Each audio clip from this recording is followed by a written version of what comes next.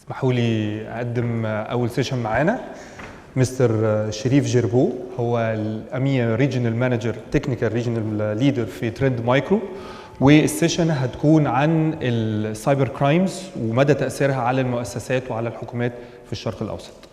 مع مستر شريف.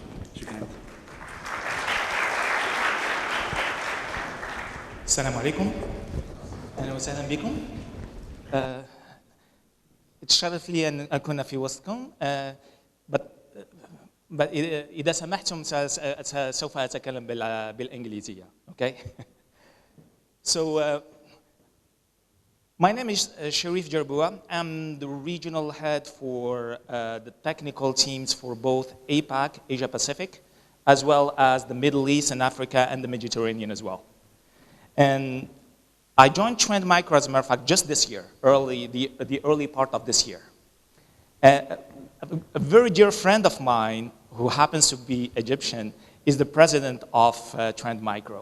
And a couple of years ago, he talked me into joining TrendMicro and moving to this region. So I used to live in Canada. I was there for most of my life, as a matter of fact, more than half of my life, anyways. And he was telling me about the talent that exists in our region, the raw talent that is actually here available within our region, all right? And like I joined, but I was looking at it as a long-term plan really for us to get to the level of the rest of the world. And how surprised I was actually just recently, we have a CTF that happens in Tokyo every year, and during that event, there was a participation from a team which is local here from Egypt, okay, the Egypt Freaks. And that team, as a matter of fact, they were invited to the event because they didn't even get a chance to participate as part of the qualification, all right? So I would like, as a matter of fact, to ask Mu'taz, are you around? And Ahmed, Abu Fadl, can you stand up, please? Mahmoud Gamal, please stand up.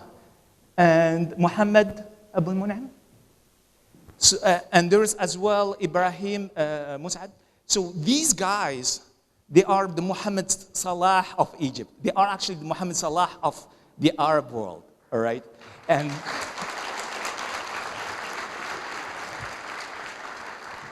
so these gentlemen, they went to Tokyo and they came back with the cup, all right? And that's competing against the best in the world. So thank you very much, Mu'taz, for organizing the CTF in the region and for building such a team that came and won the cup. And thank you, gentlemen. These are wonderful human beings. I was honored, as a matter of fact, to sit down with them in Tokyo and as well look at the prize. So we had a wonderful time. Thank you very much, gentlemen.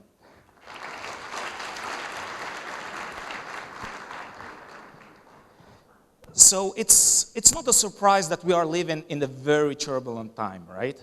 So there isn't a day, actually, let me just go back. There isn't a day that passes by without some news about security, some issues about security, some breaches that are happening across, the public sector, private sector, even citizen information being compromised, right? And if you look at the statistics, it's really scary stuff. Over 9 billion customer records that have been compromised, all right? And that's, we will actually see where the source is. And also, if you look at it, it takes, on average, over 140 days between an actual infiltration and a breach and the detection. So think about it. It's like having someone sitting within your network, or even worse, like within your own home, sitting on the couch, looking at what's happening within your home. And can you imagine the kind of information and what they will learn over a period of months, right? And not only that, with each breach that happens, The average cost for corporate breaches is over $3 million. All right? And when you will look at the actual statistics, according to the breach level index, these are the level of breaches that are happening. And this is the level of data records that have been compromised so far. So as you can see, we have crossed the chasm in the security space in a very, very unfortunate way, right?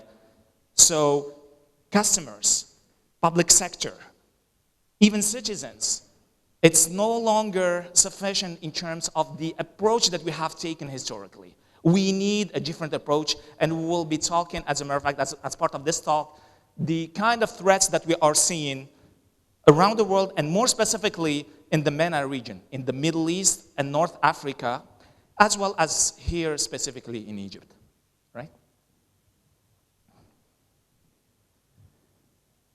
So in the past, just in the recent past, just a few years ago, it used to be basically an organization which is completely secured, right?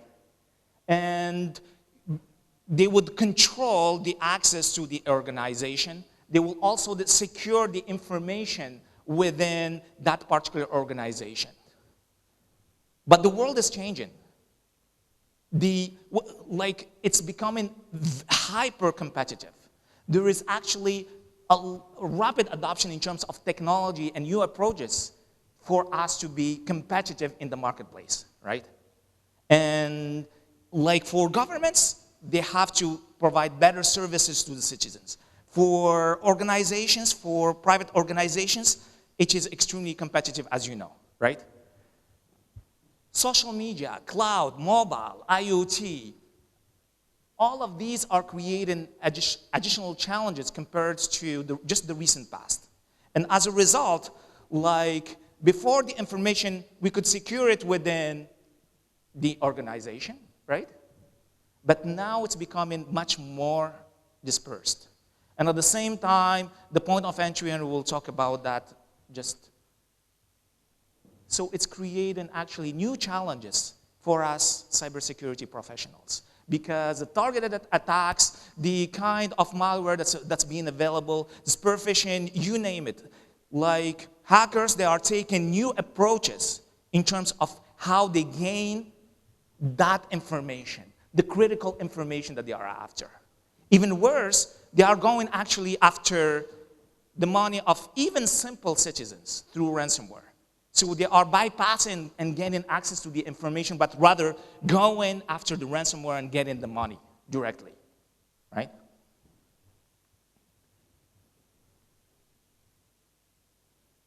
So we were talking about the information in the past being completely secured, right? Securing the access, but with the bring your own devices, with the cloud and virtualization. Okay. Click. It appears that I'm having some problems with the clicker. Here we go. With the complex networks that typically exist, and most of the networks within any organization, they are now software defined as opposed to just the recent past. And as well as the consumerization of IT, where every single individual within the organization can bring in their own devices, their mobile, and connect it actually to the network. Even worse, even with the IoT devices that are coming in, without, like it's creating way further challenges that we have never seen in the recent past. So, based on proof of concepts that TrendMicro we have conducted around the world, I will share with you some of the results. So these results, they are based pretty much, pretty much around the world. So out of the 263 organizations where we conducted proof of concepts, where we brought in our devices and technologies, and we monitored basically their networks. We monitored as well, both lateral movement as well as inbound, outbound communication, including through email. I will share with you some of the findings. 65% of all organizations have zero-day or unknown malware, and they were not even aware. 90% had active command and control in their network, and there as well, they were not even aware. 80% had network attacks or exploit that were already happening. And so basically, the world is changing around us. In the past, it used to be, hey, we have the known good, right? We know that the files are good or that traffic is good, so there's really no worries. But we also have and we can actually qualify the known bad, right? So that was the situation just a few years ago. But we had the anti-malware, we had the endpoints, we had the blacklisting capabilities, we had the content filtering, and on the other hand, we had encryption, whitelisting, application control, and the world was groovy and everything was fine, right? It's no longer the case now. So now,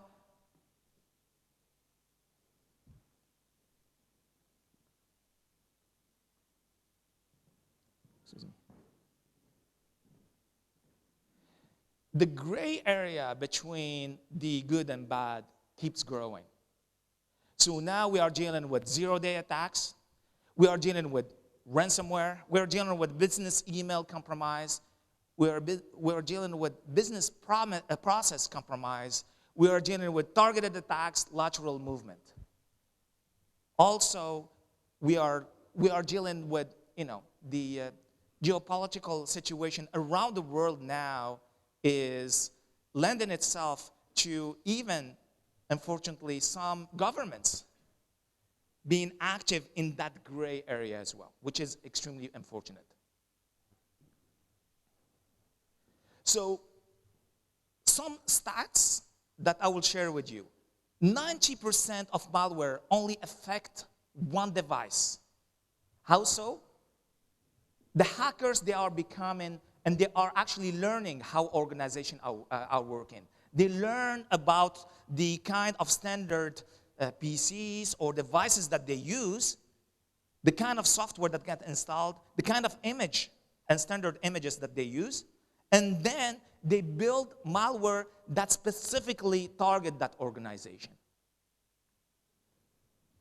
60% of malicious domains, they come up and they would disappear within an hour, which makes it extremely hard for law enforcement or for security professionals to trace and find actually where the attack came from.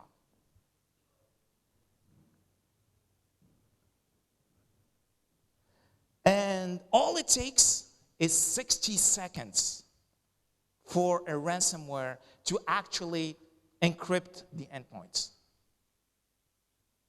So based on that, like the typical approach that we have taken for years in terms of having either the endpoints or taking different solutions, be it IPS, ATP, etc., is no longer sufficient in and of itself, all right?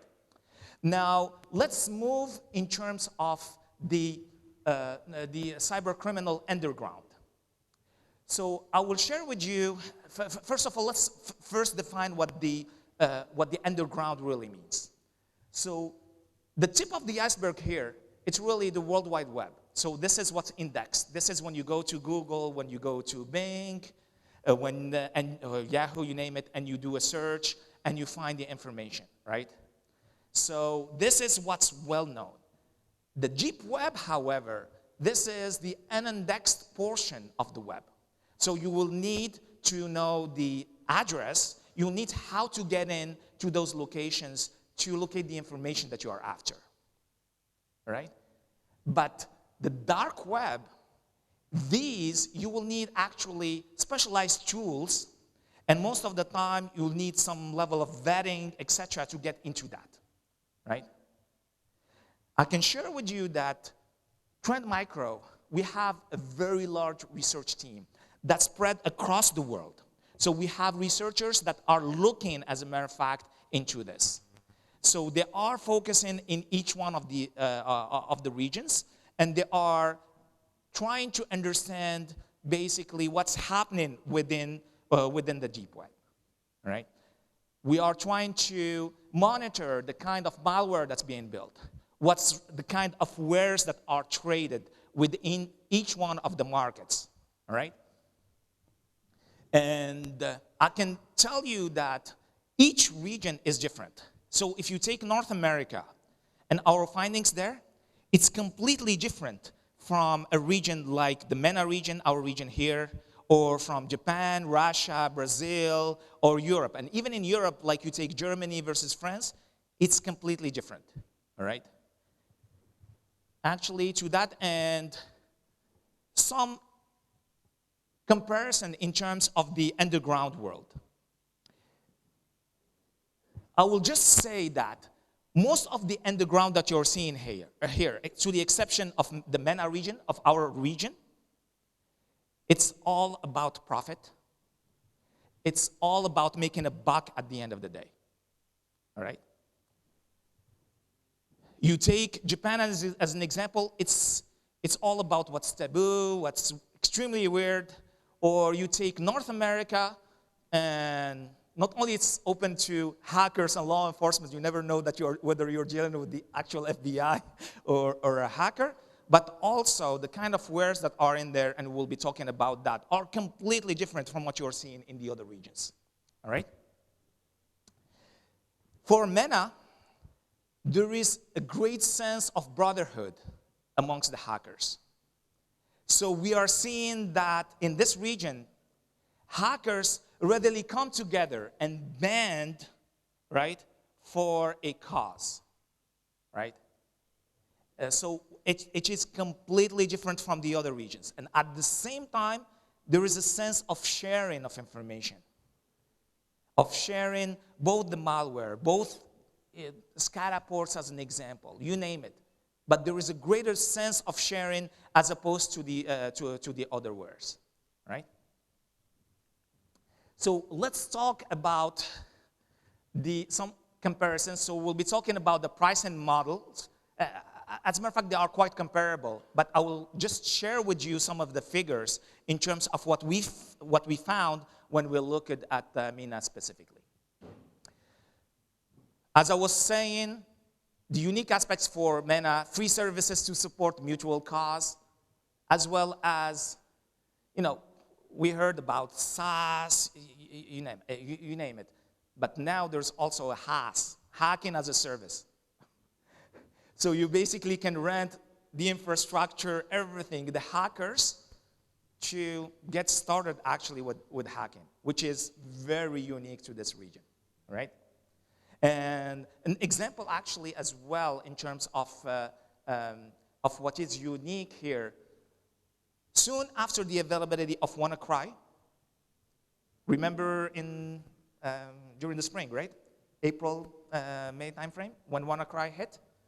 Soon afterwards, we were seeing in the forums in the underground world license with lifetime updates for WannaCry for very cheap, and I will actually share with you. This is the only region where this is happening, okay? So why are we doing all of this? Why are we getting researchers who talk the different languages to understand what's happening in each one of the regions? It's very important for us to understand how potential future attacks may play out, how the things that we need to monitor in terms of when we build the technologies. And as a matter of fact, these researches, they are not only available for us and as products for our customers, they are available for the industry. So we are making this widely available to the security industry as well to law enforcement, to governments, right? And to any one of you who would like to understand better what's happening in each one of the regions so that you can better defend yourself, all right? Even if you are not a TrendMicro customer, all right? So by the numbers, as I was suggesting earlier, like SCADA port numbers, cryptors, keyloggers, SQL injection tools, you name it.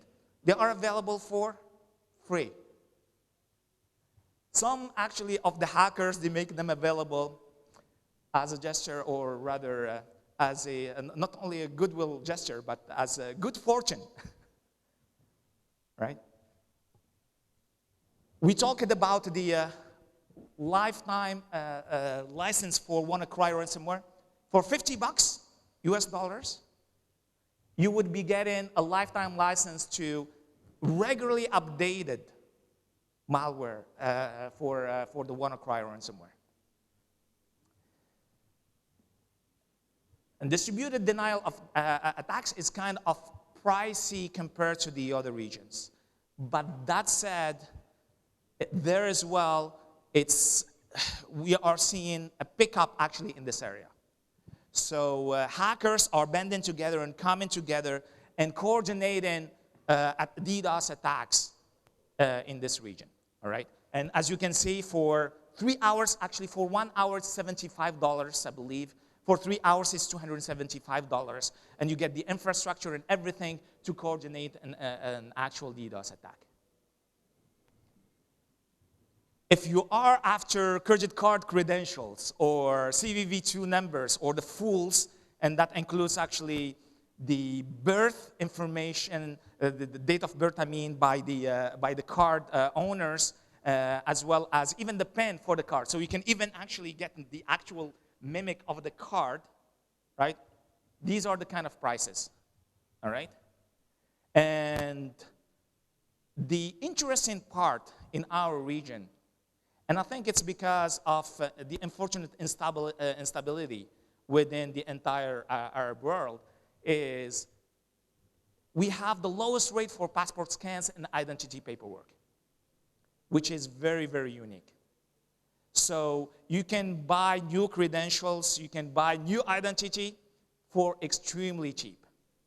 In any other region, it would be way pricier, and as a matter of fact, very difficult to have. In this region, very easy to get. You get the paperwork, you get everything, including actually for European countries, you name it. Like if you want a French passport with a French identity card or German, etc., it's all available in there and it's all traded.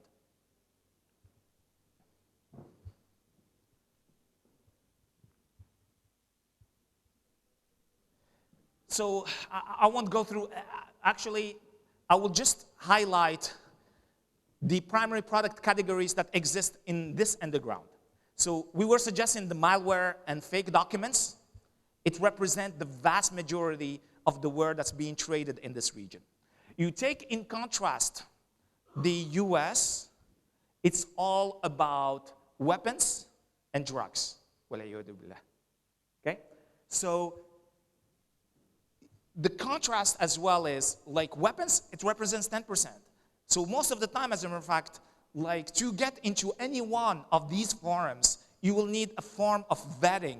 You will need someone actually to vouch for you to get you inside of these forums so that you can start trading, right? And you also need to pay up in Bitcoins a membership before you can even start seeing, you know, the kind of wares that are being traded within these forums, right? And basically, weapons, etc., you will see that Russian hackers or English-speaking hackers, they make available through these forums links, and they would be in English, like these kind of wares. But it's not as prevalent as we were suggesting as malware, fake documents, or stolen data. So, in summary, the MENA underground is really where culture, ideology, and cybercrime meet, right? At the end of the day, we have to remember, stealing is stealing, but yet within these undergrounds, you will find actually what appears to be pious people, right? And talking religiously and even talking in terms of how to prepare for Ramadan as an example, how to prepare for Hajj, etc. But at the same time, as soon as we are talking about the wares and everything that's illicit and haram, it's also available in there, which is a very, it's a contrast that you don't see anywhere else. And we also said about the content that leads to hacktivism, right? So we'll be talking a bit about that because there is definitely a spread around hacktivism. So we'll be covering that later on. And DDoS as a service offering, they are less common than certain regions in the rest of the world. So now let's talk about some of the recent developments and what we see as TrendMicro, as trends, especially for the year 2018, okay? So just recently, there was an attack at a bank, and that was in October, if not early November. So just a month and a half ago, there was a bank that got attacked. So when we went through the forensics and we figured out how the attack played out, what happened was the hackers, they gained access to the bank for months. And as we were talking about in terms of the breach, they were sitting in there, they were monitoring what's happening within the bank, they were learning about the business processes that the bank actually uses, how they transfer money, how actually the bank works, their IT operations, so on and so forth. And they stayed there, they were very, very patient.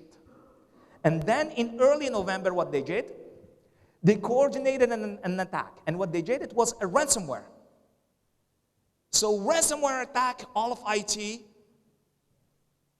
was up in arms. We have a ransomware attack, we have to respond, let's go after the machine that had been compromised and let's fix the problem. And when the entire RT organization was doing that, they were using the SWIFT to actually transfer $60 million. So these kind of complex attacks, where not only they are playing with malware, but also they are playing with business process compromise, and they are leveraging, all of the hacks. As soon as you have a single point of entry, this is what might happen, right? So we need to reduce the time between the breach and the detection to pretty much zero, as close to zero as possible. So another trend that we are seeing is, because we have, especially in, I would say, the APAC region, so ANZ, Australia, New Zealand, Japan primarily, North America as well, and to a lesser degree, Europe. Unfortunately, we are not selling any of these devices. We are tracking in terms of what's happening within homes, what kind of security breaches happen within homes as well.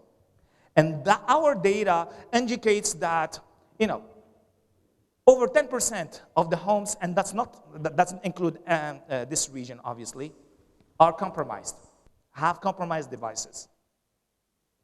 And if you are interested in some of that data, actually, some major cities like London, Paris, or Berlin, we did the research in terms of defining what kind of breaches exist or rather, vulnerabilities exist within these cities in terms of the infrastructure. And it's mind-blowing. It's actually way higher than those numbers. And 40% of homes visited malicious sites.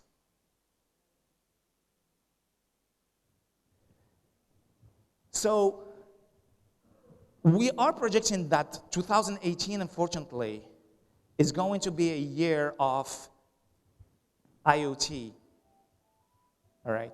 So we have already seen what happens with the Mirai DDoS attack and the coordinated attack, right? And unfortunately, we are seeing more and more of that. And it's the kind of devices that exist. You can imagine, it's from the cameras to the door entry, you name it, like to even, if you think about the kind of devices that can be compromised, to smart cars, smart devices, right? Including bio devices, right? That are providing like the heart pacers. So compromising these devices and leveraging them for ransom could unfortunately become a reality. And that's because security was not really baked into the design of these devices. The second aspect that we are projecting is that global losses from business email compromise will exceed this year $9 billion, or rather 2018, sorry. We have seen an exponential growth in business email compromise, all right? And the reason being is it's fairly easy to coordinate. They monitor actually individuals, okay? So they would be following you, they would be looking how you work, they would be looking at you as an individual, trying to capture as much and understand from your habits and how you work, and actually capture as much information about your organization at the same time. And then it's a matter of coordinating an attack, just sending an email, ensuring that it follows approximately the style that you would send. And that's how they are. Like up to this year, it's about, I believe, 6-7 billion, and by next year, we're projecting that it's gonna reach $9 billion.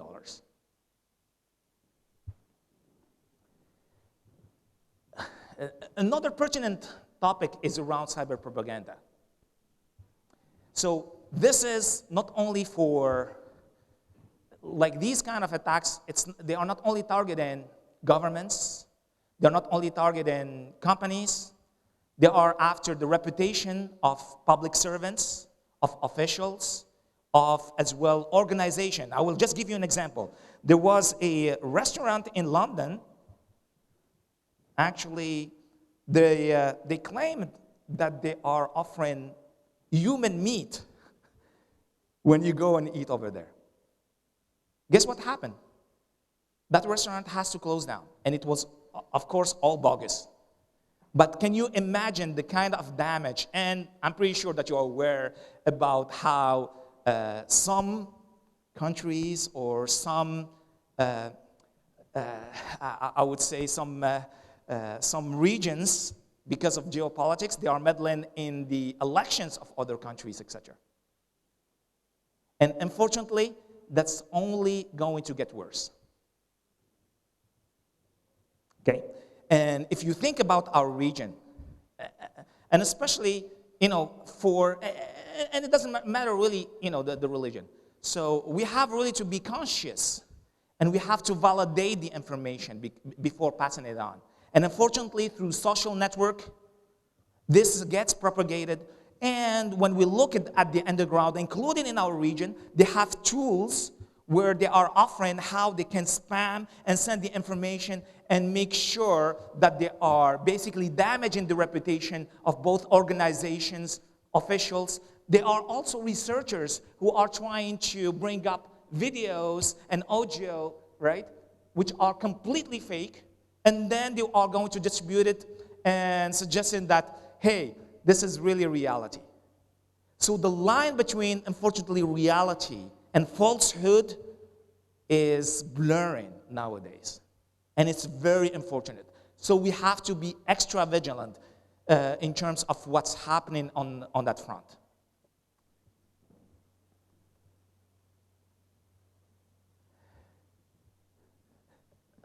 A quick point, and given that I don't have much time left, so you hear about, you hear a lot about machine learning, right? Or blockchain technologies, etc., right? As a way to make the world more secure. But at the same time, while it plays a major role, what we are seeing is with malware like Cerber as an example, they can evade machine learning, especially if it is running in pre-execution mode, right? So we believe that it shouldn't be a one technology or one approach, silver bullet, that you leverage when you are fighting basically the cyber criminals, all right? And for blockchain, quickly, like even if you think about Ethereum, like in terms of cryptocurrencies, they got compromised. So as you know, there are technologies actually that are being built, products, even governments that are being built from the ground up using blockchain, right?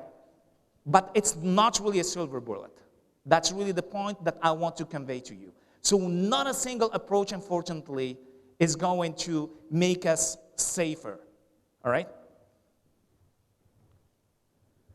So as a result, the kind of changes that we have been discussing, the kind of threats that exist within our region and beyond, right? The kind of trends that we are seeing in the ground require a completely different approach when we are dealing with security, right? And it's not about using one or two of the technologies or all of them at the same time, all right? So I won't go into further details, but during the CISO session tomorrow, we'll be going in terms of, we'll be expanding in terms of how we can have a different approach in terms of tackling this particular problem.